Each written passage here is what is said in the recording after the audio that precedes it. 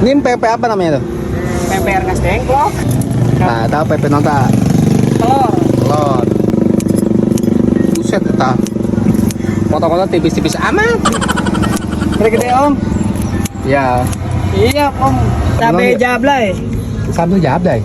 Cabai jablay. Oh, cabai jablay. Berapa sendok om? 2 aja. Wah, oke, siap. Tuh. Asam kawak. Asam tawa. Iya. 1.000 ya? Iya om. 2.000. Ini namanya empek-empek dari rengas dengklok. Asamnya kerasa. Ya, asamnya kerasa. Di ininya kayaknya bukan pempek kayaknya. Apa? Cireng ya. Kalau pempek itu ikan berasa ikannya. Dari ikan tenggirinya itu berasa. Tapi kalau ini kayaknya cireng. Emang worth it sih, murah. Jadi harga 10.000 dapat banyak pempeknya.